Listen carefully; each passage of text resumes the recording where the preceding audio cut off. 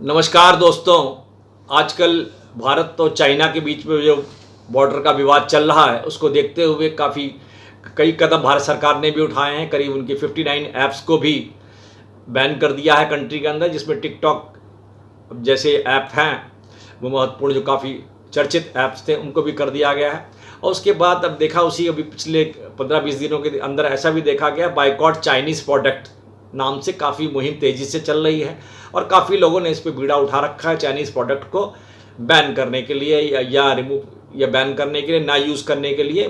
कुछ लोगों ने इसकी प्रोडक्ट्स की कई जगह होली सी जलाई है, कुछ प्रोडक्ट्स को लेकर जलाया भी लग गया है। लेकिन अभी देखा गया कि क्या हम किस हद तक इसको बैन कर पाएंगे और कैसे रिमूव कर पाएंगे चाइनीज़ प्रोडक्ट जो आपके घरों तक ही काफ़ी अंदर तक पेनिट्रेट कर गया, घुसा हुआ है। आप जहाँ भी जाएं, जहाँ भी देखें, आपको चाइनीज़ प्रोडक्ट दिखाई पड़ेगा। आप घर से बाहर तक, आप अपने ऑफिस में, कहीं पर, आप हॉस्पिटल्स में, आप ड्रग्स कंपनीज़ के अंदर, टॉयस मतलब मार्केट के अंदर, मॉल्स के अंदर, हर जगह चाइनीज़ प्रोडक्ट ही दिखाई पड़ते हैं। जो भी इसका एक रीज़न रहा और इस बारे में विस्तृत डिस्कशन की ज़रूरत है। वैसे देखा जाए कि जो टोटल ट्रेड है हमारा और इंडिया और चाइना का, लगभग 5.5 to 6 लाख करोड़ के आसपास का जो ट्रेड है आज की डेट में, ये 2019-20 का डेटा के हिसाब से, जिसमें इंडियन एक्सपोर्ट का, जो इंडिया भारत जो उनको निर्यात करता है, लगभग 1 लाख करोड़ का सामान इनको निर्यात करता है।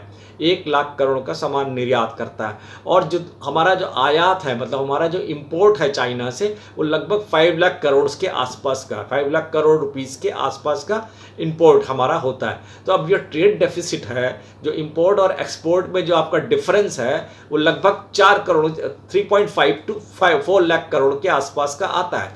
ये लार्जेस्ट ट्रेड डेफिसिट है किसी कंट्री से इंडिया का। ये आपको मतलब ध्यान देने की चीज़ है।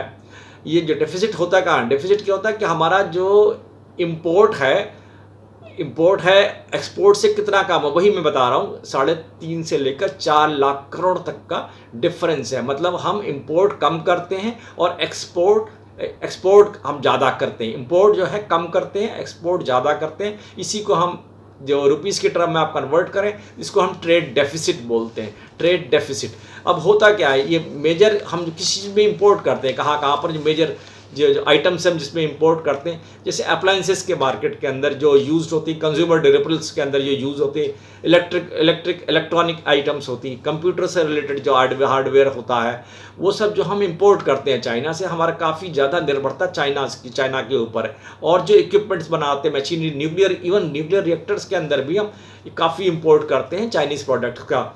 और जो ऑर्गेनिक केमिकल्स हैं जो यूज़ करते हैं, और ड्रग्स के लिए जो हमारा जो रॉ मटेरियल होता है ड्रग मैन्युफैक्चरिंग कंपनीज़ के लिए, वो काफ़ी हद तक हम चाइना से इंपोर्ट करते हैं। अब मतलब इतना ज़्यादा है, कंडीशन ऐसी है कि जो हमारा जो इंडियन फार्मा कंपनीज़ हैं जो इंपोर्ट करती 2/3 of their total bulk drugs ingredient, जिसको आप सॉल्ट, जो ड्रग्स के अंदर सॉल्ट पड़े होते हैं, इंग्रेडिएंट पड़े होते हैं, उसका लगभग 2/3 हिस्सा हम चाइना से इंपोर्ट करते हैं।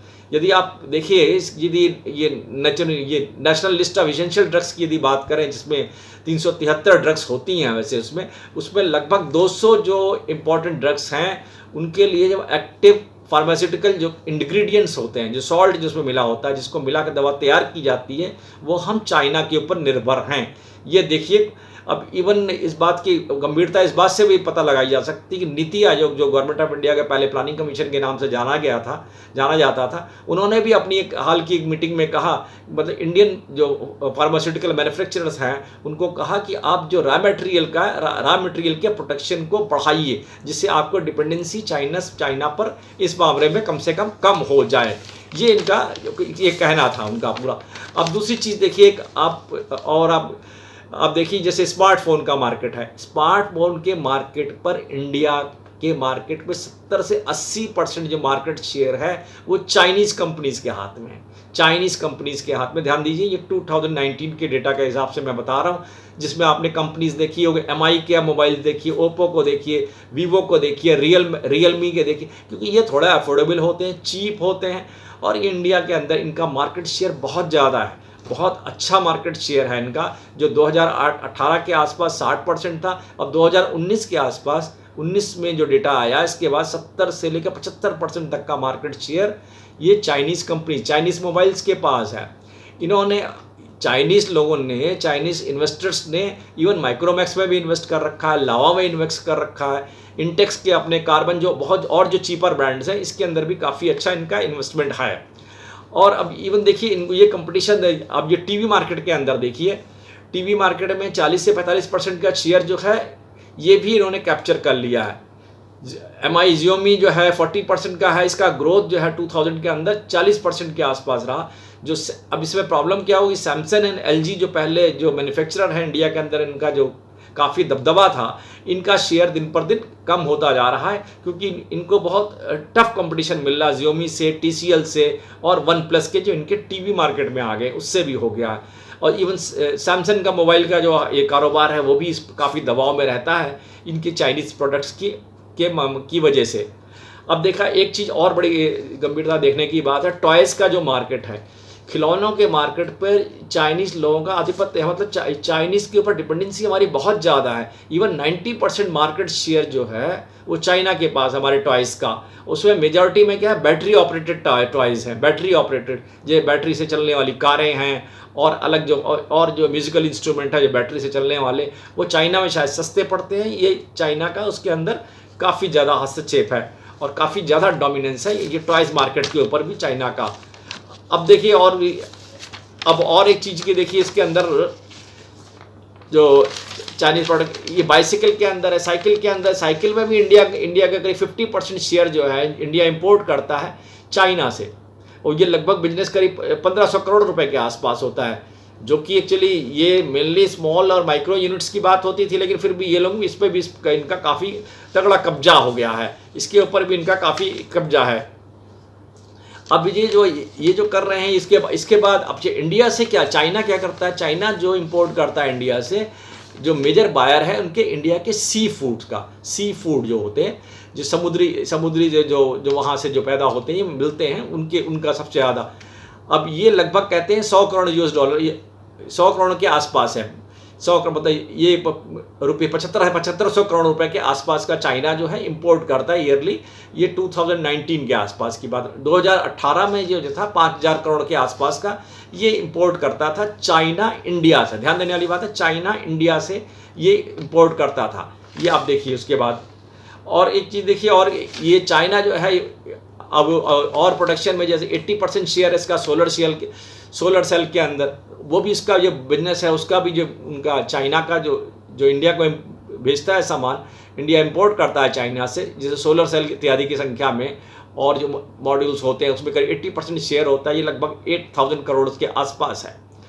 और होता क्या है, और ये बाइकआउट करने वाली बात, प्रॉब्लम कहाँ पर आएगी, यदि आप बाइकआउट करने की बात भी करते भी हैं तो क्या है, चाइनीज़ प्रोडक्ट जो होते हैं काफ़ी चीप गुड्स होते, हम ये क्या, चाइनीज़ प्रोडक्ट मेजॉरिटी में चीप होते, काफ़ी चीप होते। हम इंडियंस को क्या आदत होती है चीप प्रोडक्ट खरीदने की, जहाँ हमको चीप मिलता है वहाँ पर जाएंगे और वो प्रोडक्ट बाई करेंगे। वो बाद में ध्यान आता है कि चाइनीज़ प्रोडक्ट है या Indian product majority of cases में चाइनीज़ प्रोडक्ट से महंगा होता है।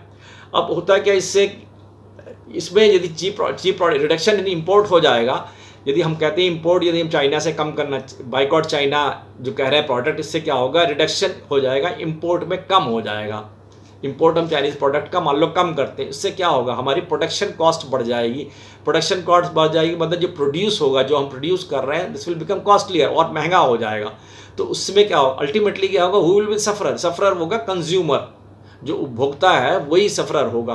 दवाई का रॉ मटेरियल नहीं मिलेगा, रॉ मटेरियल प्रोक्योर करने में मुश्किल होगी, तो दवाएं महंगी होंगी, रॉ मटेरियल महंगा आएगा तो दवा जो मैन्युफैक्चरिंग कंपनीज हैं उनको मटेरियल को महंगे दामों पे लाएंगी, तो अपनी दवाओं का रेट बढ़ाएंगी। उससे अल्टीमेटली सफ़र कौन करने वाला, सफ़र करने वाला हमारा उपभोक्ता ही है, कंज्यूमर ही है। तो इसका मतलब चाइनीज़ प्रोडक्ट को नो डाउट आप ऐसा नहीं, असंभव नहीं है इसको बाइकआउट करना, लेकिन बहुत मुश्किल काम है, बहुत ही मुश्किल काम है। चाइनीज़ प्रोडक्ट को आप घरों से निकाल के, मतलब घरों में आप वो ना करें कि घर से आप देखें बाहर तक, ऑफिस कहीं पर भी जाएं, आप ये देखिए उसके अंदर काफ़ी ज़्यादा उसका वो है।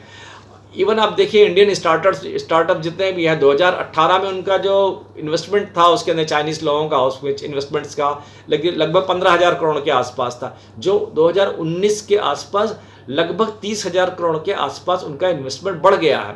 और इसमें मेजॉरिटी में कौन है इन्वेस्टर्स उनके?